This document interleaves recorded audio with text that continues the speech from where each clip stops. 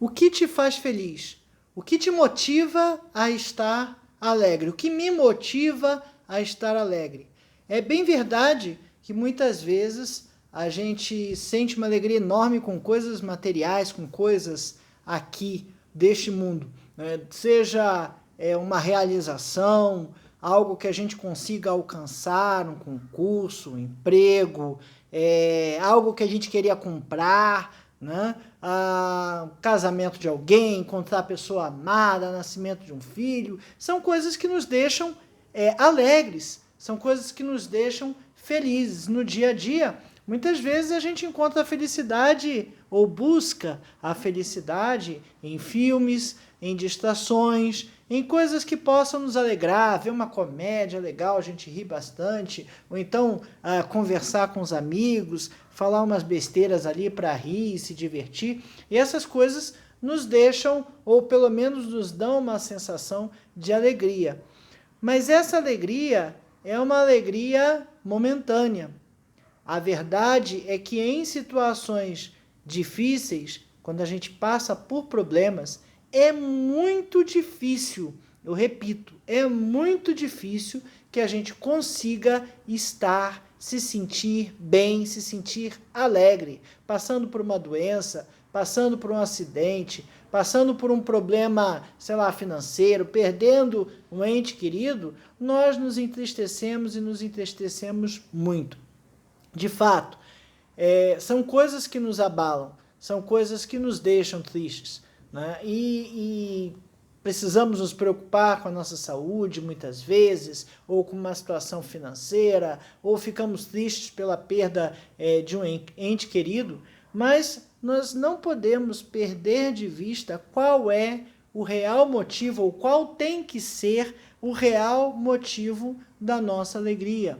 A nossa alegria não pode ser baseada nas coisas aqui desse mundo. A gente tem que lembrar que nós somos peregrinos aqui, nós somos passageiros aqui.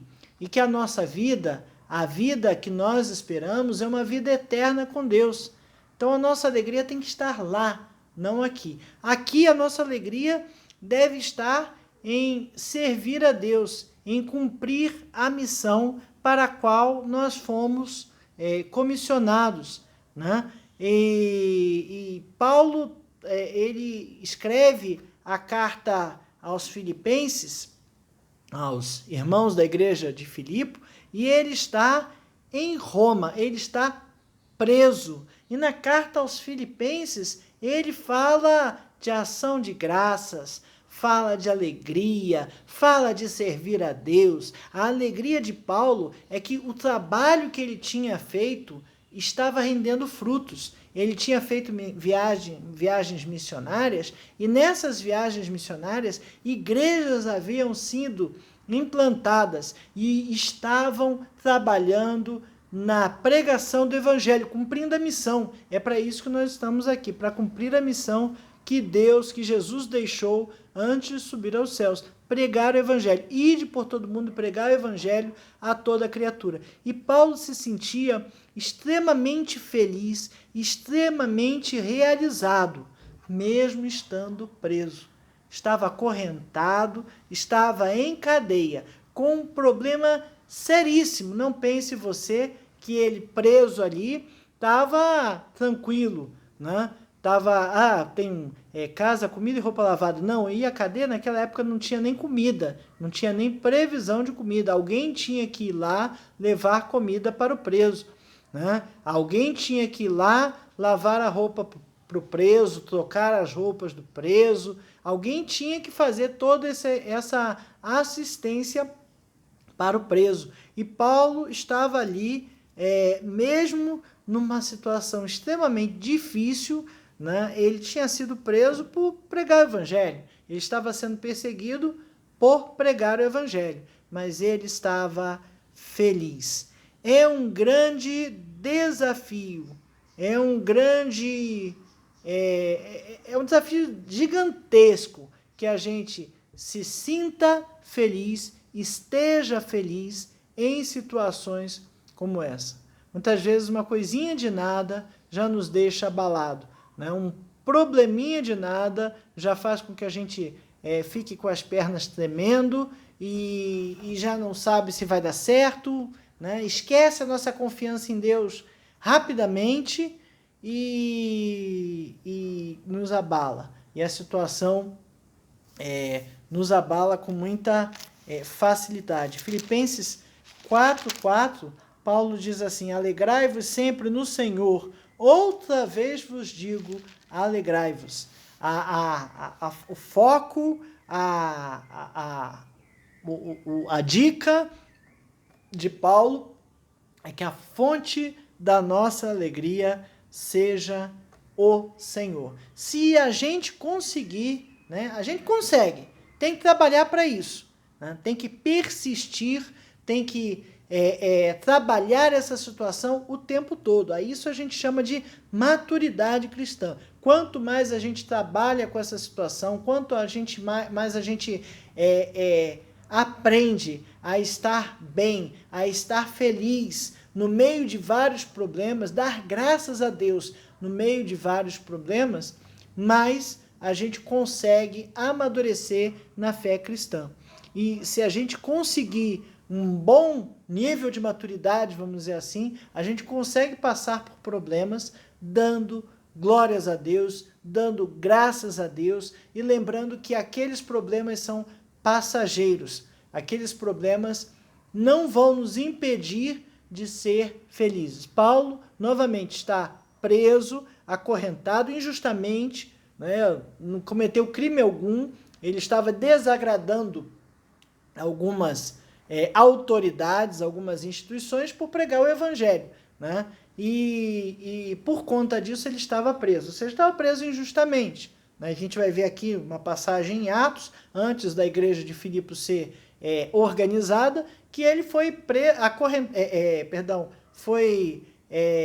açoitado e preso numa prisão lá no fundo, colocado no tronco. Olha que coisa horrível. Quem pode se sentir bem numa situação? Nós podemos nos sentir bem numa situação como essa, porque temos um Deus, porque temos o nosso Deus ao nosso lado, né? E é isso que a gente precisa aprender. Essa é a lição número 6 da Revista Palavra e Vida, edição número 71, a Revista Palavra e Vida, editada pela Convenção Batista Fluminense, está disponível no site batistasfluminense.org.br. A edição número 71 tem por tema Epístolas para o Nosso Tempo, foi escrita pelo pastor Ronaldo Silveira Mota, fala das epístolas de Paulo, das cartas de Paulo, e aplicando todas essas coisas aos nossos dias. A lição número 6 fala alegria para servir e tem por tema a carta aos Filipenses. Nosso texto áureo, nosso texto básico, Filipenses 1:3, dou graças ao meu Deus por tudo que recordo de vós. Eu dou graças a Deus por tudo que eu me lembro de vocês. O primeiro tópico, então, da nossa lição vem falar do início da igreja de Filipos. Isso está narrado lá em Atos. O livro de Atos narra para a gente algumas situações que ocorreram logo depois da ascensão de Cristo, né?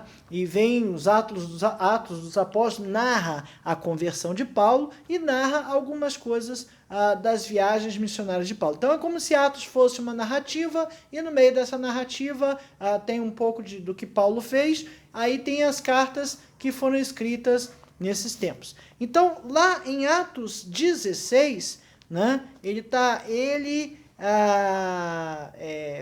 viajando com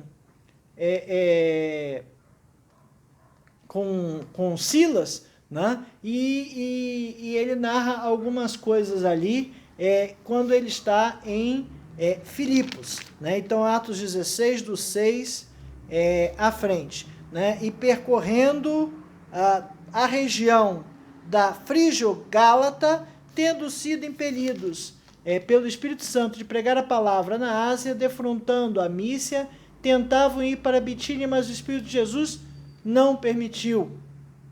À noite, sobreveio a Paulo uma visão na qual um varão macedônio estava em pé e lhe rogava, dizendo: passa a Macedônia, ajuda-nos. Assim que teve a visão, imediatamente procuramos partir para aquele destino, concluindo que Deus nos havia chamado para lhes anunciar o Evangelho. Então, a primeira coisa que a gente vê aqui é que Paulo estava percorrendo as cidades por onde ele já tinha passado e por onde já tinha organizado igreja. No início do capítulo 16, chegou também a Derbe, a Listra, Atos 16, havia ali um discípulo chamado Timóteo, filho de uma judia crente, mas de pai grego.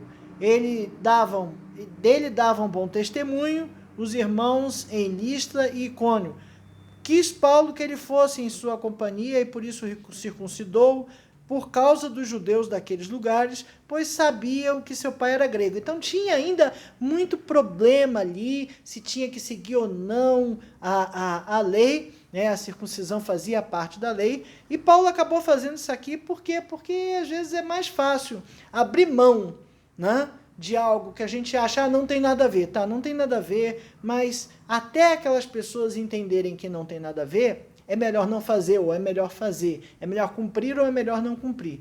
Não vai acrescentar nada, não vai tirar nada a fazer, então muitas vezes a gente faz por amor a aquelas pessoas. Veja, quando você vai para uma cultura diferente, você vai se deparar com coisas diferentes, até no culto, né? E você não pode, pelo menos no primeiro momento, se escandalizar ou demonstrar escândalo com aquilo. Você tem que entender o contexto onde aquilo está acontecendo e, de repente, fazer as mesmas coisas naquele contexto, para que as pessoas entendam que você está aprovando aquilo.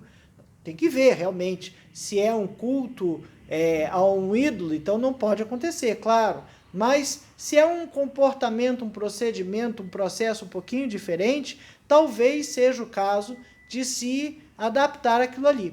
E aí a circuncisão era uma coisa dessa, muitos achavam que ainda precisava, então Paulo foi e circuncidou para evitar alguns problemas, para evitar uma rejeição prévia, e a pessoa com certeza se dispôs a fazer isso aí, né? O pai dele era grego, então ao passar pelas cidades entregavam os irmãos para que as observassem as decisões tomadas pelos apóstolos e presbíteros de Jerusalém. Assim, as igrejas eram fortalecidas na fé e dia a dia aumentavam em número. Então, Paulo estava repassando igrejas pelas quais ele já tinha passado, no intuito de fortalecer a fé e ajudar a organizar algumas coisas. E aí ele vem no versículo 9, Atos 16, 9, e tem uma visão de um jovem dizendo: passa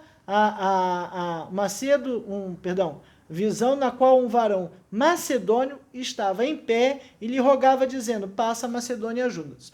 E aí ele foi até Filipos, o versículo 11, fala que Paulo é em Filipos, e lá em Filipos é que é organizada essa igreja. Como que organizou essa igreja? Bom, primeiro, Paulo obedeceu o chamado. Ele entendeu que era da parte de Deus e obedeceu o chamado. É muito importante, isso se aplica ao nosso dia a dia, à nossa vida cristã. Esteja atento ao que Deus está chamando para você fazer. E se ele chamou, faça. É fácil? Não, não é fácil. Muitas vezes a gente refuta, não, será que é mesmo? Será que não é? Paulo teve uma clareza tão grande ali que era Deus mandando que ele foi.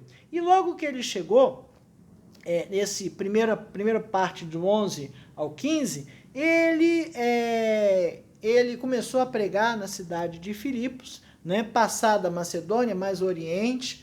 Ali está a oriente da cidade de Roma, né? Então era também no caminho da Ásia para o mar Mediterrâneo, para Roma, né? Para o centro do império, né? E ali ele foi usado pelo Espírito Santo e 3 pessoas se converteram nessa situação. A primeira foi Lídia, está narrado aqui do 11 ao 15. Depois do 16 ao 18, Paulo cura uma jovem que estava com uma possessão, né? Depois ele é preso E aí do 27 ao 34 tem a conversão do carcereiro, né? Porque a situação toda começou a Lídia, ele estava indo na cidade, e aí uma certa mulher, versículo 14, chamada Lídia, da cidade de Tiatira, vendedora de púrpura, temente a Deus, nos escutava.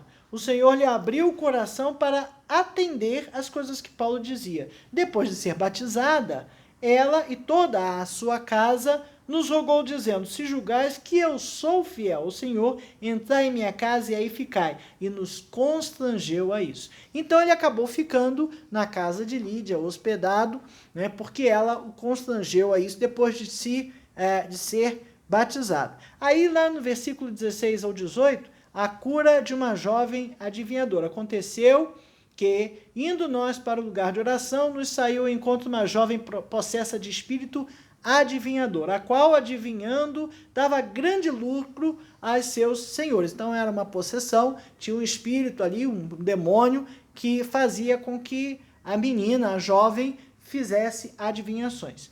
Seguindo a Paulo e a nós, chamava dizendo: estes homens são servos de Deus Altíssimo e vos anunciam o caminho da salvação. Era o demônio, né? Era um espírito de adivinhação falando isso.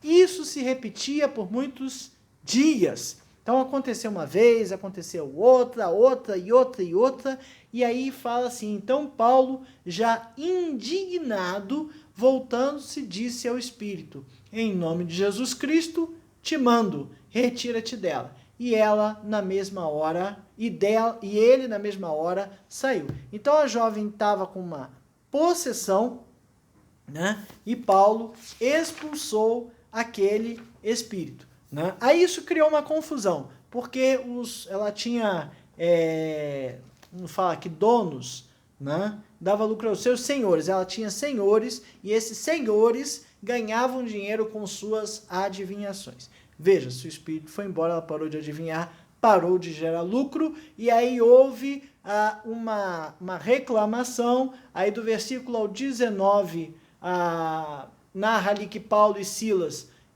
foram presos por conta disso aí, foram levados aos pretores, que era a guarda pretoriana da época, né, a guarda imperial, a guarda do imperador na época, né? Havia várias estruturas de exército. Esse é o exército imperial de Roma, né?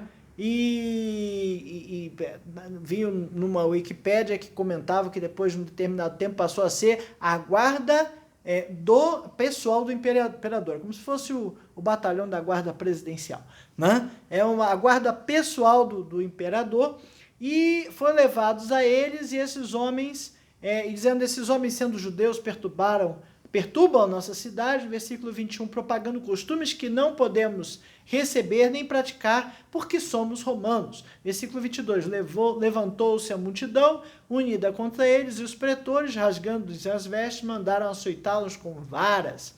E depois lhe darem muitos açoites, os lançaram no cárcere, ordenando ao carcereiro que os guardasse em toda segurança. E, tendo recebido da ordem, levou-os para o cárcere interior e lhes prendeu os pés no tronco. Era prisão de máxima segurança. Então botou lá no fundo.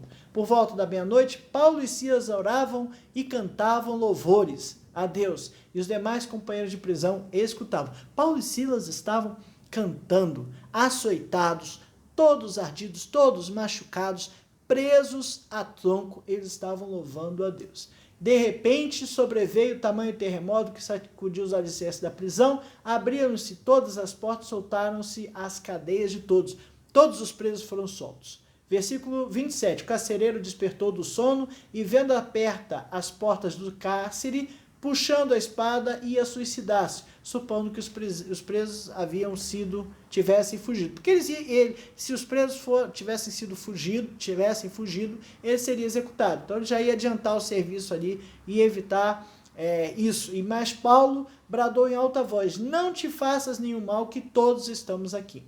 Então o carcereiro, tendo pedido uma luz, entrou precipitadamente e, trêmulo, prostou-se diante de Paulo e Silas, depois de trazendo-os para fora, disse: Senhores, o que devo fazer para que seja salvo? Respondeu-lhe, crê no Senhor Jesus e serás salvo, tu e a tua casa. Eles pregaram a palavra de Deus e a todos de sua casa. Naquela mesma hora da noite, cuidando deles, lavou-lhes os vergões dos açoites. A seguir ele foi batizado e a todos os seus. Então, levando-os para a sua própria casa, lhes pôs a mesa e com todos os seus manifestava grande alegria por ter crido em Deus. Então, veja que essas 3 pessoas se converteram, né? E essas 3 pessoas fizeram com que a igreja fosse implantada naquele lugar. 3 convertidos, né? Paulo começa a carta aos Filipenses, do versículo 3 ao 11, dando graças a Deus. Dou graças ao meu Deus por tudo que recordo de vós, por tudo isso que aconteceu, fazendo sempre com alegria súplicas por vós em todas as minhas orações, pela vossa cooperação no Evangelho, desde o primeiro dia até agora. Estou plenamente certo de que aquele que começou a boa obra há de completá-la, em vós, há de completá-la até o dia de Cristo Jesus. Aliás, é justo que eu assim pense de todos vós, porque vos trago no coração, seja nas minhas algemas, seja na defesa e na confirmação do Evangelho, pois todos sois participantes da graça comigo. Pois minha testemunha é Deus, da saudade que tenho de vós, na eterna misericórdia de Cristo Jesus. E também faço esta oração, que o vosso amor aumente mais e mais em pleno conhecimento e toda percepção, para aprovardes as coisas excelentes e serdes sinceros e inculpáveis para o dia de Cristo, cheios do fruto da justiça, o qual mediante Jesus Cristo, para a glória e louvor de Deus. O qual mediante Jesus Cristo, para a glória e louvor de Deus. Então, Paulo começa dando graças a Deus pela constância daqueles irmãos, amor que ele tinha por eles, saudade, né? Eles estavam pregando e permanecendo no trabalho de Cristo, né? E porque eles estavam fazendo assim, Paulo entendia que eles eram participantes de todas as coisas que ele estava fazendo e sofrendo. Eram participantes da pregação do Evangelho. Veja, quando você coloca alguém para fazer alguma coisa para você, é como se você estivesse fazendo. Só que você tem maior capacidade de fazer. Enquanto a pessoa está fazendo uma coisa, você faz outra, né? Então, quando você coloca alguém para pregar o Evangelho, implanta uma igreja e aquilo ali vai crescendo, é fruto do seu trabalho, né? E aquilo continua à frente sendo propagado. Segundo tópico, fala lá, apesar das circunstâncias, alegria, né? O Paulo teve um episódio de extrema alegria em tudo aquilo que estava acontecendo, né? Primeiro por conta de Lídia, depois por conta da jovem que ele expulsou o demônio, e depois a conversão do carcereiro. Ele passou um grande perigo. Ele podia ter sido morto, ele e Silas, né? E ele, ao escrever essa carta, ele se lembrava de todas essas coisas. Versículo 18, todavia, que me importa, uma vez que Cristo, de qualquer modo, está sendo pregado, quer por pretexto, quer por verdade, também com isso me regozijo. Sim, sempre me regozijarei, né? Ele lembrava de tudo e ele está falando aqui que alguns pregavam a Cristo por inveja, né? Por inveja. Havia problemas, claro, nossas igrejas têm problemas, todas as nossas comunidades, nós temos problemas. Nós somos seres humanos e temos muita dificuldade de agir em amor. Amar ao próximo parece uma coisa tão fácil, mas não é fácil porque nós não conseguimos atingir os padrões ou a forma que deveríamos atingir. Sempre tem espaço para amar mais. Sempre tem espaço para fazer mais coisa, né? E Paulo, mesmo em situações difíceis, ele estava alegre, né? Versículo 12, né? Desse capítulo 1 de Filipenses: quero ainda, irmãos, cientificar-vos de que as coisas que me aconteceram têm antes contribuído para o avanço do Evangelho, de maneira que as minhas cadeias em Cristo se tornaram conhecidas de toda a guarda pretoriana e de todos os demais. Veja, se Paulo não tivesse sido preso, ainda teve uma treta no final daquela história, porque quando, no dia seguinte, a guarda pretoriana mandou soltar, ele falou para o carcereiro: não vou não, vocês sem o devido processo legal nos prenderam, e nós somos cidadãos romanos, eles deveriam ser julgados antes de ser açoitados.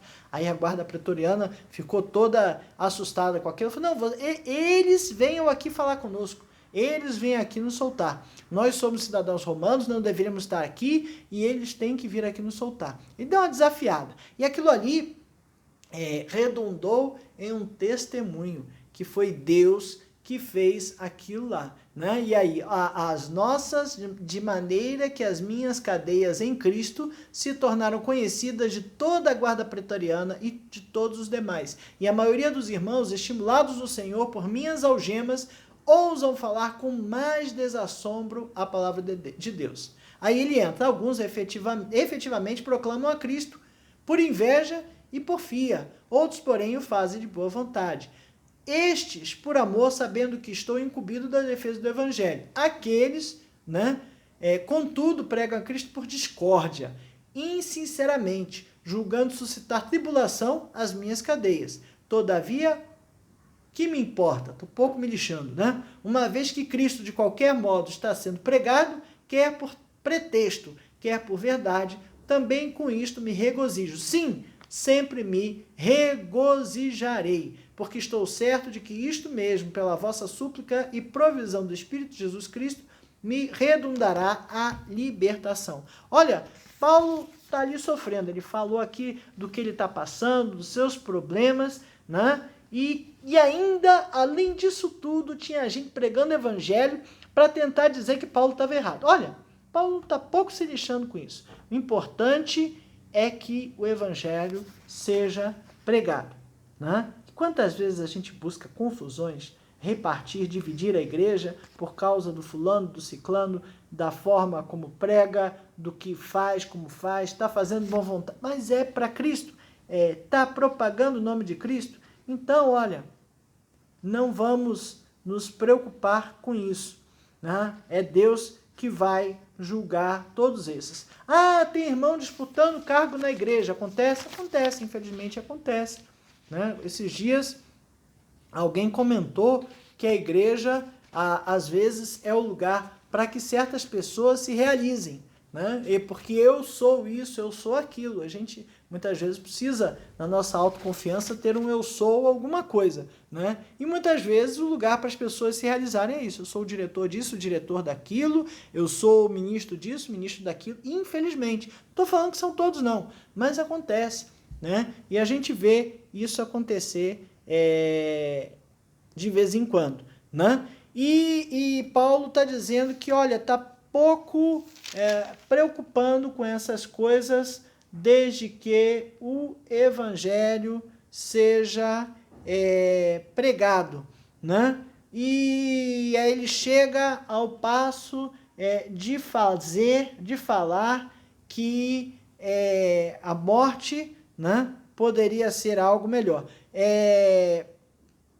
Ele confessa que, se fosse possível, desejava partir e estar em Cristo, que é incomparavelmente melhor. Está no versículo 23. Ora, de um e outro lado, estou constrangido, tendo o desejo de partir e estar com Cristo, o que é incomparavelmente melhor. Mas por vossa causa é mais necessário permanecer na carne, e convencido disso, estou certo que ficarei e permanecerei com todos vós para o vosso progresso e gozo da fé, a fim de que aumente, quanto a mim, o motivo de vos gloriardes em Cristo Jesus, pela minha presença de novo convosco. Ele fala: por mim, no versículo 21, Filipenses 1, 21, porquanto para mim o viver é Cristo e o morrer é lucro. Entretanto, se o viver na carne traz fruto para o meu trabalho, já não sei o que hei de escolher. Né? Então, é melhor morrer porque é lucro. Se a gente morrer com a certeza da nossa salvação, a gente vai para o céu. É melhor. Né? Não é por isso que eu vou me matar. Por quê? Porque o meu viver pode produzir e deve produzir frutos, porque lá eu não vou pregar o evangelho. A missão foi dada para a gente fazer aqui, nesse plano, nesse momento. E a gente precisa estar consciente disso, né? Que a gente precisa estar trabalhando na obra. O terceiro tópico nos fala da motivação para viver e alegrar-se, né? E o relacionamento humano, né? Sempre preocupou Paulo, as desavenças entre os irmãos. Aqui ele cita algo que aconteceu com ele mesmo, a gente pregando o evangelho, dizendo que, eu tô preso, tá vendo? Ele tá preso, é bandido, não sei das quantas, né? Mas porque ele estava pregando o evangelho. E Paulo está dizendo, olha, não esqueça, não esquenta com isso, né? Ele fala assim, não fazer por partidarismo. Filipenses 2:3, nada façais por partidarismo ou vanglória, mas por humildade, considerando cada um os outros superiores a si mesmo. Então eu tenho que considerar que os outros são superiores a mim. Não tenha cada um em vista o que é propriamente seu, senão também cada qual o que é dos outros. Ele está falando aqui, olha só, que não é para você se sentir melhor do que os outros, né? Não fazer por partidarismo, fazer porque eu sou do grupo do fulano, eu sou do grupo do ciclano. Eu vou fazer porque eu sou do grupo de Cristo, né? Eu sou da igreja de Cristo, eu sou parte do reino de Deus aqui na terra, né? E evitar desavenças, né? Fazei tudo sem murmurações e sem contendas, versículo 14. Sem murmuração, sem contenda. Mas eu não gostei disso. Eu acho que o irmão está errado. Eu acho que não deveria ser desse problema. Olha, pouco importa. Faça porque você precisa colaborar com o reino de Deus. Né? Filipenses 1, 27 a 30, eu já falei dos adversários que apareceram, partidarismos, vanglórias, né? E ele disse que, olha, eu estou pouco me lixando se tá pregando por inveja ou porque tem que pregar mesmo, ok? Não é exclusividade, Corinto também apareceu esses ciúmes, né? E ele tem que ser motivado pela harmonia. Olha lá como é que ele começa o segundo capítulo aos Filipenses. Se há, pois, alguma exortação em Cristo, alguma consolação de amor, exortação, né? Tudo deve ser em Cristo, nosso foco é Cristo. Alguma consolação em amor, o amor a Deus. O amor a Deus tem que ser a mola mestra de fazer as coisas no reino, né? Unidos, todos unidos, e amor e união, né? Quando eu falo de amor, quando Paulo fala de amor, quando fala de união, quer dizer o quê? Que eu tenho que considerar os outros mais importantes que eu, senão eu não vou conseguir chegar num ponto de fazer coisas que eu não concordo, ou que eu não acho que está tão certo assim. Eu faria melhor, tá? Mas não sou eu que estou à frente.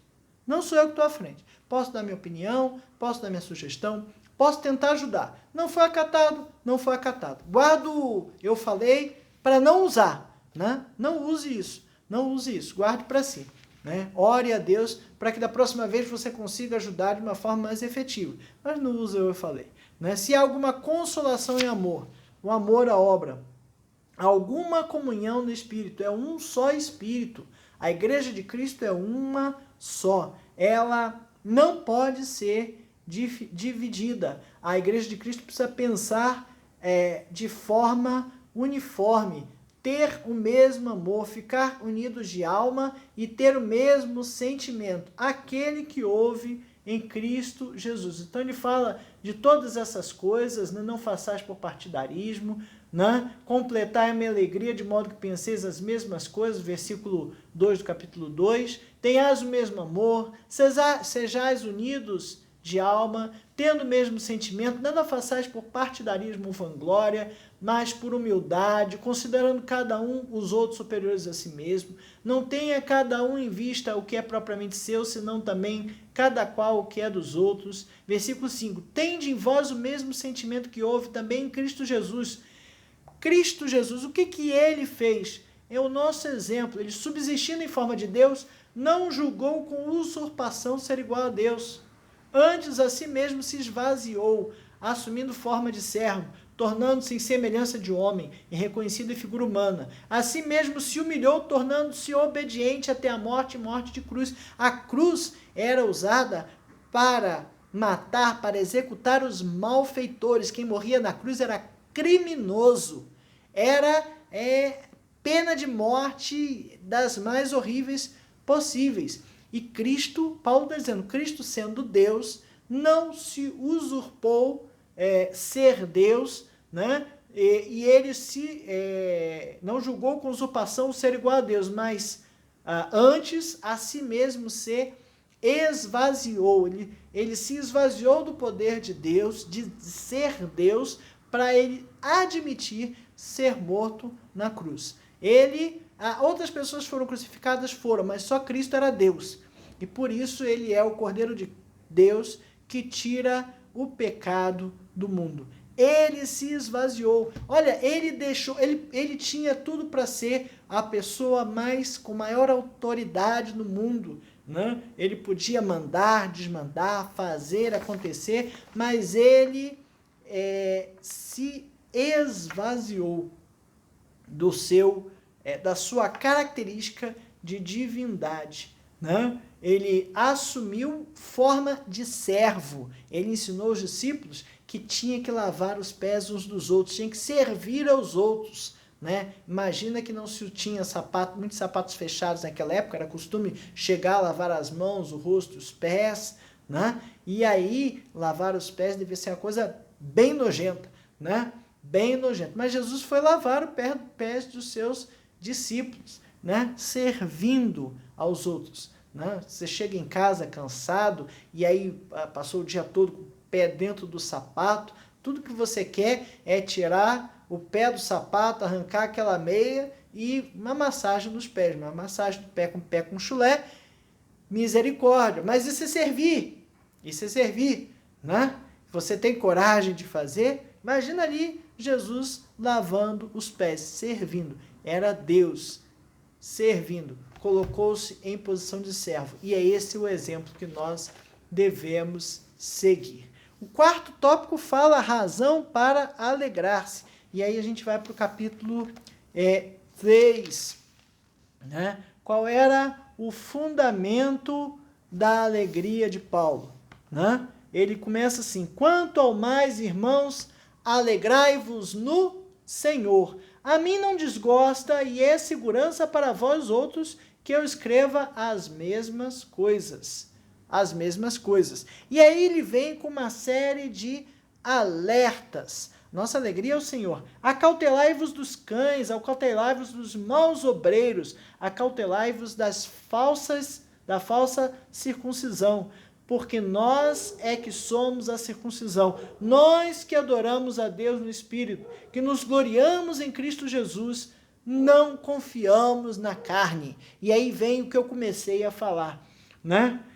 Bem que eu poderia também confiar na carne, bem que eu poderia confiar na carne, também na carne. Se qualquer outro pensa que pode confiar na carne, eu ainda mais. Então assim, confia, eu poderia confiar nas coisas que eu tenho. Ele vem, circuncidado o 8º dia, cumpriu a lei, da linhagem de Israel, né? Porque tinha uns que não eram da linhagem de Israel, ele era, da tribo de Benjamim, hebreu de hebreus. Quanto à lei, fariseu, ele era doutor da lei, ele conhecia toda a lei. Quanto ao zelo, perseguidor da igreja, ele começou a entrar na história aqui, perseguindo os judeus que já não estavam cumprindo a lei porque Cristo tinha vindo, né? Eram daqueles da seita chamada O Caminho, foram os primeiros cristãos, por assim dizer, né? E aí, quanto à justiça que há na lei, irrepreensível, né? Ele tinha todos esses atributos. Ele era alguém que não tinha por que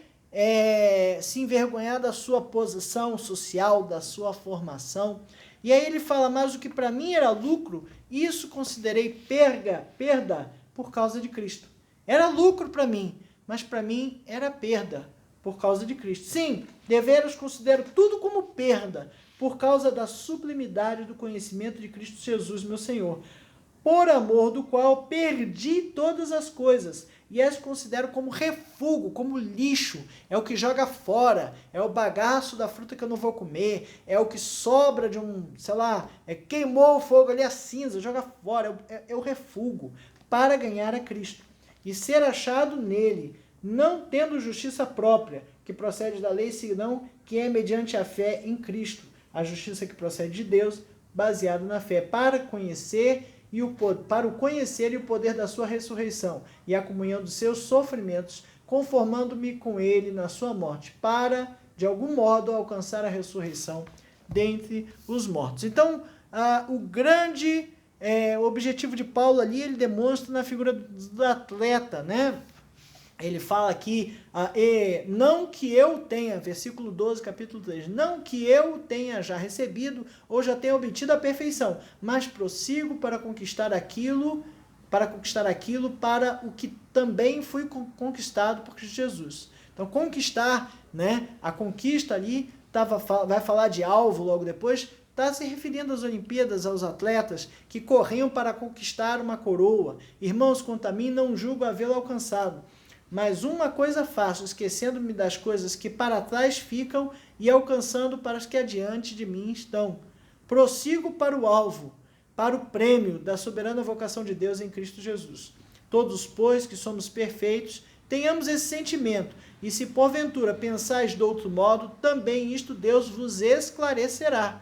Todavia, andemos de acordo com o que já alcançamos. Ele está usando aqui de uma forma até...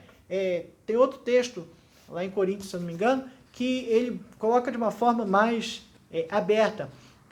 Mas aqui ele está falando que ele prossegue para o alvo. Ele já fez tanta coisa na vida, mas ele continua perseguindo. O alvo não é a formação dele, não é o zelo dele, não é nada das coisas que ele faz aqui. O alvo é Cristo.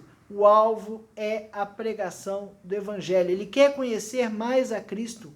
Né? Ele não quer se achar satisfeito com as coisas desse mundo, ele não quer confiar na carne, ele não pode confiar na carne, e nos gloriamos em que não confiamos na carne, versículo 3, porque nós que somos da circuncisão, nós que adoramos a Deus no Espírito e nos gloriamos em Cristo Jesus e não confiamos na carne, nós não confiamos na carne, ok? Então, é complicado a gente deixar de buscar essas coisas, né? Temos que estar buscando o conhecimento de Cristo, buscando comunhão com os irmãos, comunhão com Deus, para que a gente viva sempre motivado a alcançar este alvo, deixando as coisas que para trás ficam, né? Precisamos deixar as coisas que nos atrapalham. O que tem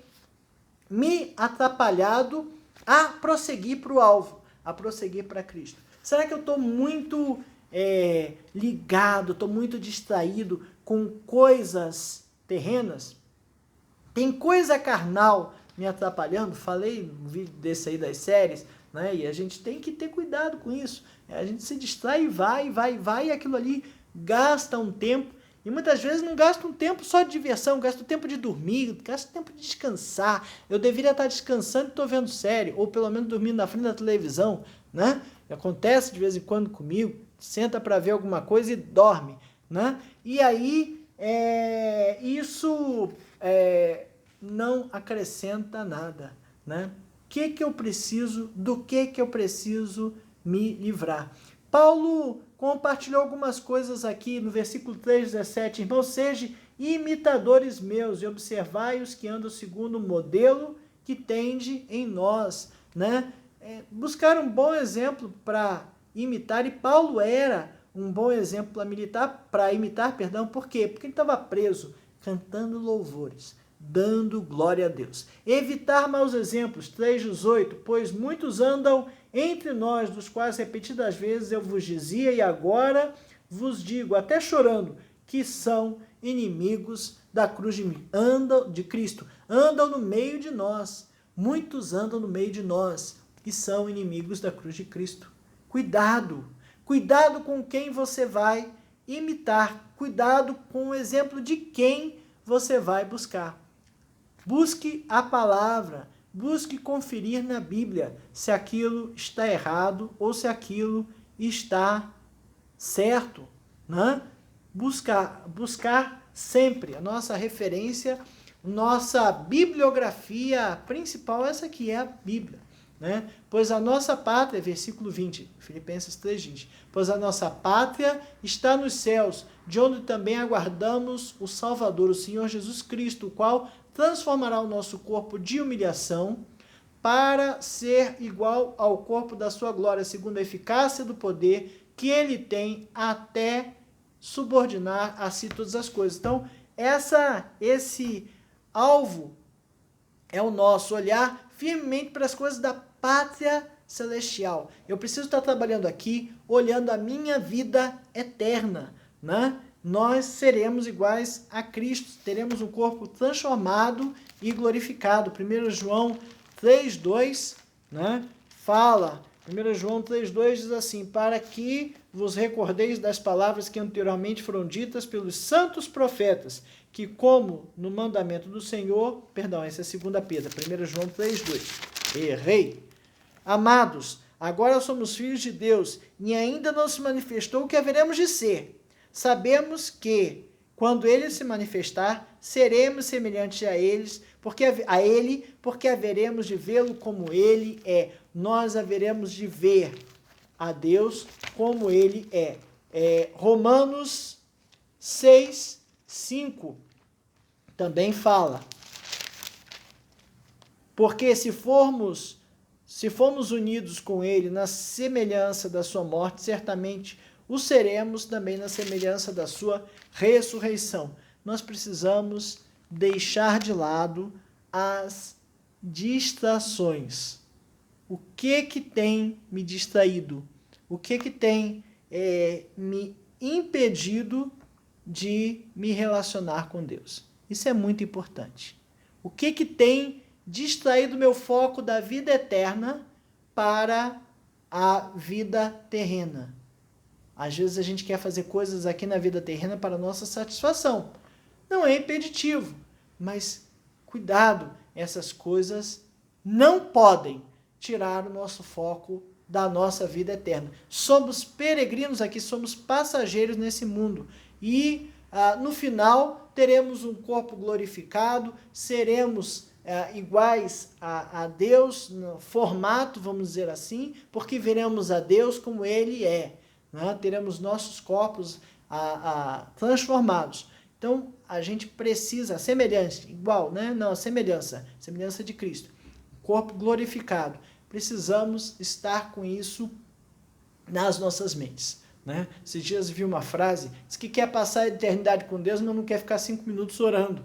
Né? Olha que absurdo. É realmente muito absurdo isso. Né?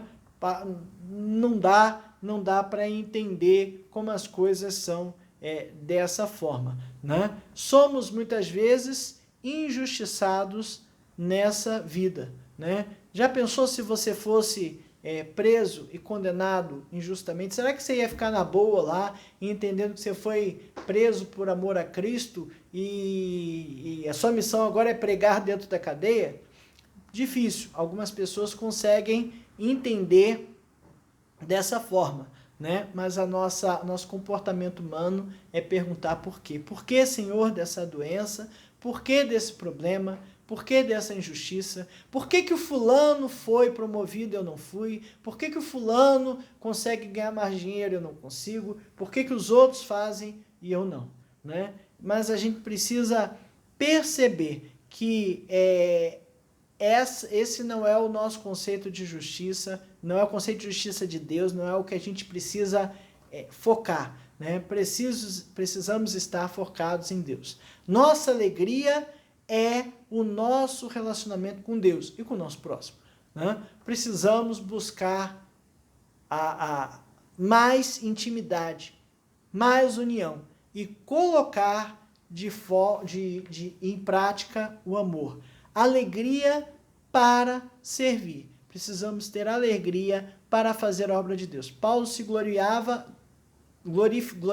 se sentia bem, né? Por quê? Porque ele servia a Cristo e servindo a Cristo estava sendo perseguido. E nós? Será que temos essa alegria toda ou a gente se esconde na primeira oportunidade? Misericórdia. Que Deus nos livre disso. Que Deus nos abençoe a continuar cumprindo a missão que Ele nos deu. Ir por todo mundo e pregar o Evangelho a toda criatura.